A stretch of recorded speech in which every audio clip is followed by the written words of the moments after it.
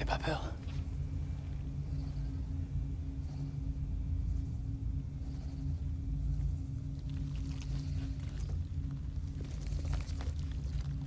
Film की शुरुआत में ट्रैफिक जाम के बीच में एमिल और उसके पिता फ्रांसवा के बीच बहस हो रही है, क्योंकि एमिल आना नहीं चाहता था और अब वे उसकी वजह से लेट हो रहे हैं। आखिरकार एमिल अपने पिता की डांट से थक जाता है और कार से बाहर निकल जाता है, इसलिए फ्रांसवा उसके पीछे जाता है।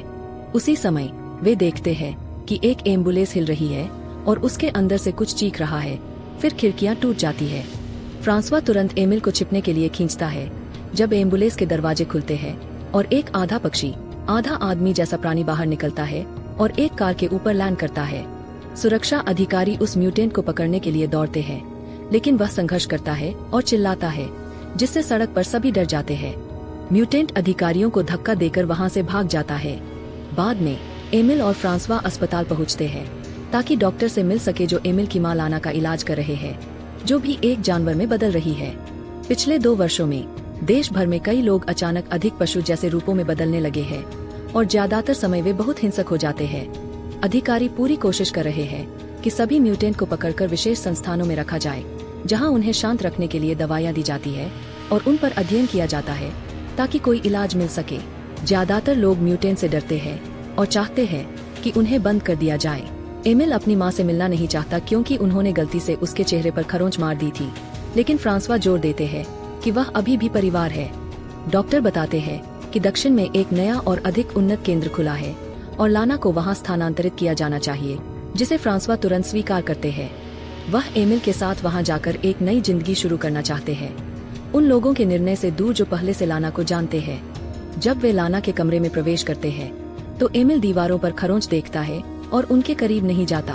फ्रांसवा उनके पास बैठकर उनसे बात करते हैं, मानते हैं कि यह मदद करता है, लेकिन एमिल को नहीं लगता कि वह कुछ समझ सकती है। कुछ सप्ताह बाद एमिल, फ्रांसवा और उनका कुत्ता जंगल के पास अपने नए घर में शिफ्ट होते हैं।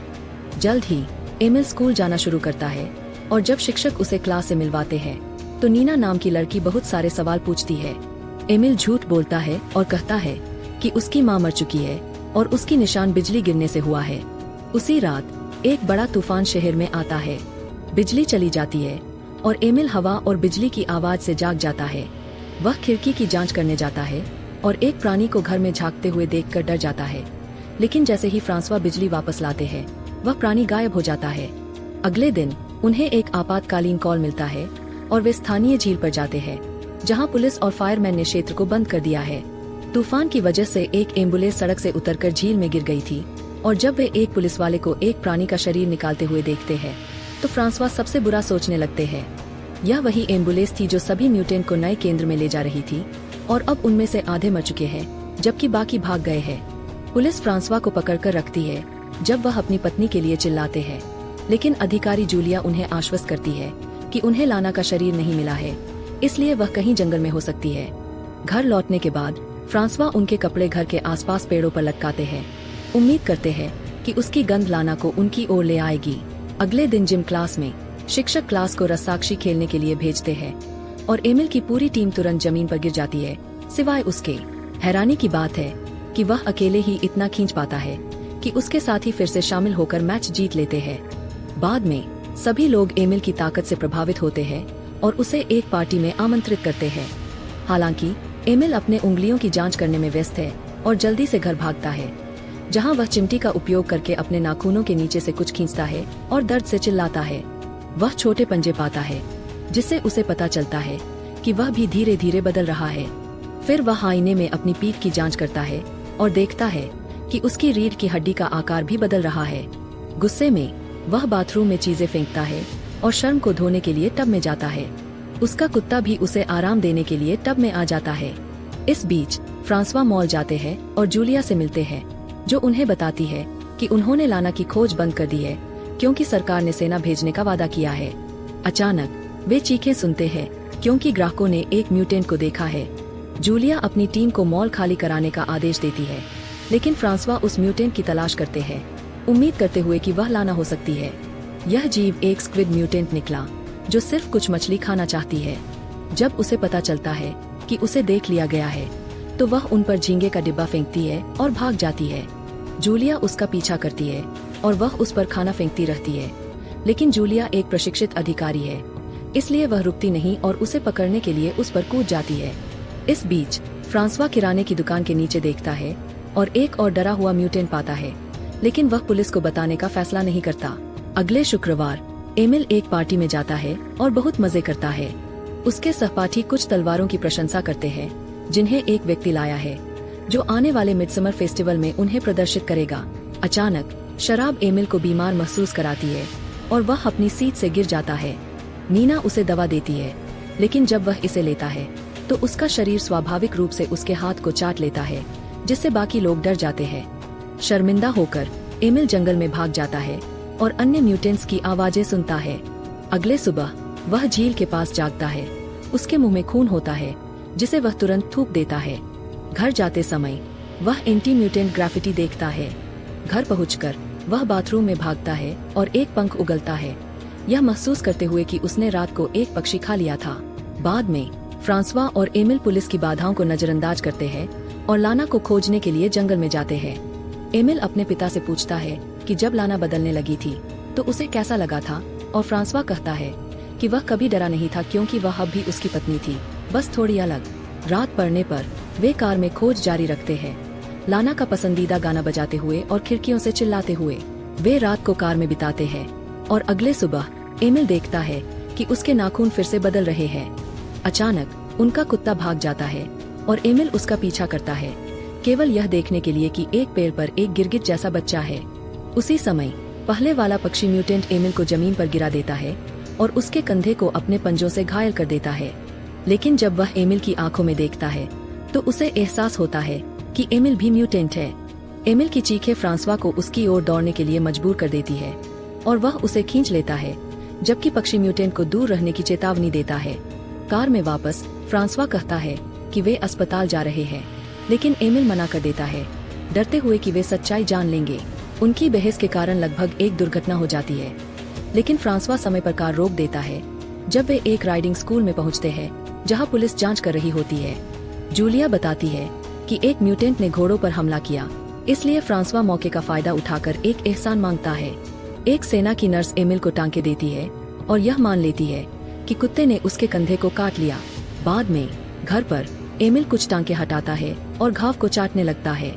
लैब क्लास में एमिल देखता है कि नीना के हार में एक पंख है जो उसने उगला था, जिससे वह घबरा जाता है, लेकिन नीना तुरंत उसे बुला लेती है। वह पिंजरे में बंद फेरेट्स की आवाज से विचलित हो जाता है और आखिरकार चिल्लाता है, उन्हें चुप रहने के लिए कहता है। क्लास के बाद एमिल को अपने बदलते शरीर के कारण अपनी बाइक चलाने में दिक्कत होती है, लेकिन नीना उसका समर्थन करती रहती है और यहाँ तक कि उसे अपने घर आने का निमंत्रण देती है। स्नैक बनाते समय एमिल फ्रिज में एक मरा हुआ पक्षी पाता है। नीना बताती है कि उसने इसे पार्टी के बाद पाया और इसके पंख को हार के लिए इस्तेमाल किया। एमिल समझ जाता है कि उसने इसे नहीं खाया, उसने इसे एक उपहार के रूप में छोड़ा था। नीना इसे म्यूटेंट्स के लिए भोजन के रूप में दान करने की योजना बना रही है। बाद में एमिल झील में अपने हाथों से एक मछली पकड़ता है, जिसे एक पड़ोसी देखता है। वह फिर पक्षी म्यूटेंट को खोजता है, जो उड़ने की कोशिश करता रहता है और बार बार गिरता है। एमिल उसके लिए मछली छोड़ देता है और पता चलता है कि पक्षी म्यूटेंट खुद को फिक्स कहता है, क्योंकि वह अपना असली नाम याद नहीं कर सकता। फिक्स की असफल उड़ानों से हुई चोटों को देखकर एमिल उसे अभ्यास के लिए एक सुरक्षित स्थान सुझाता है और उसे झील तक ले जाता है। पानी से शाखाओं को हटाने के बाद फिक्स सहमत हो जाता है कि वह वहां अभ्यास करेगा। शाम को एमिल अपने घर जाने के लिए बाइक चलाने की कोशिश करता है, लेकिन बार बार गिरता है, इसलिए वह इसे जंगल में छोड़ देता है और अपने पिता से कहता है कि यह चोरी हो गई। इस बीच बार में जहां फ्रांसवा काम करता है, उसे पता चलता है कि मालिक ने एंटी म्यूटेंट टी शर्ट्स बनाई है, जिससे वह असहज हो जाता है। कचरा निकालते समय फ्रांसवा को पिछवाड़े में कुछ आवाजें सुनाई देती है और एक म्यूटेंट उसे पकड़कर जमीन पर गिरा देता है। यह महसूस करते हुए कि जीव जंजीरों में बंधा है, फ्रांसवा इसे शांति से शांत करने की कोशिश करता है, लेकिन तभी दूसरा म्यूटेंट भाग जाता है। एक सहकर्मी जीव को एक चप्पू से वापस धकेलता है, जिससे पता चलता है कि म्यूटेंट उसका रिश्तेदार है और वह उसे काम पर छुपा रही है। वे जीव को वापस छुपाने की कोशिश करते हैं, लेकिन वह डर जाता है और बार के सामने दौड़ता है, जिससे हर कोई घबरा जाता है। यह सोचते हुए कि दूसरा जीव लाना हो सकता है, फ्रांसवा जंगल में दौड़ता है और अपनी पत्नी को पूर्ण भालू रूप में पाता है। वह उससे कुछ कहती है और फिर चली जाती है। बाद में स्कूल में दोपहर के भोजन के दौरान एमिल अपने मुंह में कुछ महसूस करता है और अचानक एक दांत उगल देता है। दूसरे लोग इससे घिनौना महसूस करते हैं, इसलिए वह दिखावा करता है कि यह बच्चा दांत था। दोपहर में वह फिक्स से मिलने जाता है, जो उड़ने की कोशिश करते हुए बार बार पानी में गिर जाता है। जब फिक्स आराम करता है, एमिल उसके चेहरे पर पट्टी हटाता है और देखता है कि डॉक्टरों ने उसकी बढ़ती चोंच को हटाने के लिए भयानक सर्जरी की थी। शाम को जूलिया लाना की तलाश में फ्रांसवा के साथ जंगल में जाती है। वे हर बार पुलिस की गाड़ी देखकर छुप जाते हैं, लेकिन आखिरकार उन्हें कोई जीव नहीं मिलता, केवल एमिल की साइकिल। जब फ्रांसवा घर लौटता है तो वह पाता है कि बाथरूम की सिंक बंद है और पाइप को हटाने के बाद वह बहुत सारे बाल और कुछ पंजे पाता है, जिससे वह समझ जाता है कि एमिल भी बदल रहा है। जब एमिल घर आता है तो फ्रांसवा उसे पंजे और साइकिल दिखाता है, लेकिन एमिल सब कुछ नकार देता है। फ्रांसवा ने घर को बंद कर दिया है और उसे अंदर नहीं जाने दे रहा है जब तक कि वह कबूल नहीं करता, इसलिए एमिल भागने की कोशिश करता है। हताश होकर फ्रांसवा उसका पीछा करता है और उसे जमीन पर गिरा देता है। उसे कसकर गले लगाता है क्योंकि वह टूट जाता है। अगली सुबह एमिल बिना कांटे के सीधे अपनी प्लेट से खाता है, लेकिन फ्रांसवा समर्थन में रहता है। वह उसे लाना की कुछ दवाइयाँ भी देता है ताकि वह कक्षा में अपनी इच्छाओं को नियंत्रित कर सके। फ्रांसवा एमिल के मुंह की जांच करता है और पुष्टि करता है कि दांत पीछे है, ताकि अन्य लोग उन्हें न देख सकें। वह अपने बेटे को हर दिन अपने नाखून काटने की याद दिलाता है और उसके कान में कपास डालता है और फिर उसे बालों से ढक देता है ताकि उसकी बेहतर सुनने की क्षमता शोर से परेशान न हो। अंत में फ्रांसवा एमिल को शरीर पर बाल हटाने की क्रीम कैसे इस्तेमाल करनी है यह दिखाता है। उस दिन बाद में एमिल नीना से फोन पर बात करता है, जबकि वह घर के बाहर टहल रहा होता है। वह नीना से चिल्लाने के लिए कहता है और जब वह ऐसा करती है तो उसे खुशी होती है कि वह उसे इतनी दूर से भी सुन सकता है। अगले दिन एमिल फिक्स से मिलने जाता है और पाता है कि अब वह बात नहीं कर सकता, केवल पक्षियों की आवाजें निकाल सकता है। जब एमिल उसे गले लगाता है तो फिक्स एक पेड़ पर चढ़ता है और फिर कूदता है, यह दिखाते हुए कि वह आखिरकार उड़ सकता है और उसे इसका बहुत आनंद मिलता है। बाद में एमिल उस उत्सव में जाता है जहां उसका पिता काम कर रहा होता है। फ्रांसवा उसे देखकर नाराज हो जाता है क्योंकि एमिल को छुपे रहना चाहिए था और उनकी बहस जल्दी से शारीरिक हिंसा में बदल जाती है। एमिल गुस्से में अपने पिता के कंधे पर काट लेता है जब तक कि फ्रांसवा उसे कैंची से धमकी नहीं देता। परेशान और भ्रमित होकर एमिल दूर चला जाता है और नीना से टकरा जाता है, जो उसे खेतों में टहलने के लिए आमंत्रित करती है। वे दोनों अंततः किस करते हैं और चीजें जल्दी गर्म हो जाती है, इसलिए वे गंदगी में लेट जाते हैं। जब एमिल अपनी शर्ट उतारता है तो नीना उसके बाल और बदला हुआ रीढ़ देखती है, लेकिन वह कहती है कि वह पहले से जानती थी और फिर भी जारी रहती है। इसके बाद वे त्योहार पर लौटते हैं और एमिल बाथरूम जाता है, जहां एक सहपाठी उसे घेर लेता है जिसने उसे और नीना को खेत में देखा था। लड़का एक छोटी मशीन से शोर करता है जिसे केवल जानवर ही सुन सकते हैं, जिससे एमिल के कान में दर्द होता है। डर से एमिल लड़के पर हमला करता है और उसके चेहरे पर खरोंच के निशान छोड़ देता है। एमिल तुरंत छुपने के लिए खेत में भाग जाता है, जबकि लड़का सभी ग्रामीणों को अलर्ट करता है, जिससे वे अपने हथियार उठा लेते हैं और पुलिस को बुलाते हैं। जल्द ही एक कुत्ता उसे ढूंढ लेता है, लेकिन एमिल उसे एक भौंक से डरा देता है। कुत्ते को भागते हुए देखकर दो आदमी उस दिशा में गोलियां चलाते हैं और अलार्म बजने लगता है। एमिल जितनी तेजी से हो सके भागता है और जब एक आदमी उसे गोली मारने वाला होता है तो फिक्स उड़कर आदमी को धक्का दे देता है और अपने पंजों से उसे मार डालता है। फिर फिक्स जंगल में उड़ जाता है ताकि एमिल उसका पीछा कर सके। एक पुलिस कार उनका पीछा करती है और एमिल झील पार करता है ताकि वे रुक जाए, लेकिन निराश आदमी दूसरी तरफ से गोली चलाते हैं और दुख की बात है कि फिक्स को गोली लग जाती है। एमिल तुरंत अपने दोस्त की तरफ दौड़ता है और फिक्स के मरते ही रोता है। कुछ मिनटों बाद फ्रांसवा और शिकारी फिक्स का शव पाते हैं, लेकिन एमिल कहीं दिखाई नहीं देता। इस बीच शहर में एक बड़ा म्यूटेंट चुपके से घूम रहा होता है, जबकि सेना के ट्रक जंगल की ओर जा रहे होते हैं। अगले दिन एमिल जंगल में छुपा रहता है और जो भी फल मिलते हैं उन्हें खाता है।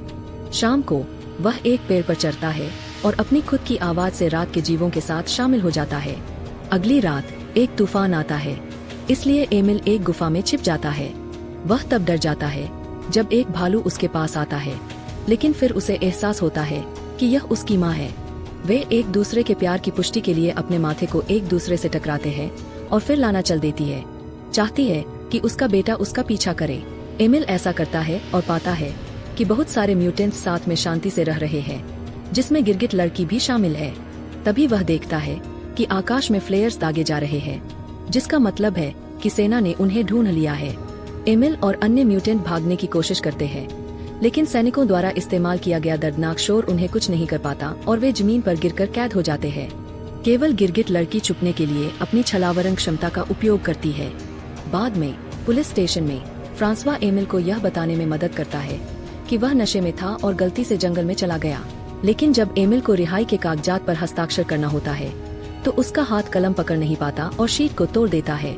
जब पुलिस अधिकारी उसे एक नया पेपर देता है तो एमिल अनायास ही उस पर गुर्राता है, इसलिए फ्रांसवा तुरंत उसे धक्का देकर गिरा देता है ताकि वह अलार्म न बजा सके। अधिकारी सिर पर चोट लगने से बेहोश हो जाता है और फ्रांसवा जल्दी से दस्तावेज पर हस्ताक्षर करके इसे रिसेप्शनिस्ट को दिखाता है और एमिल के साथ सफलतापूर्वक बाहर निकल जाता है। इसके बाद वे कार में बैठकर शहर छोड़ देते हैं।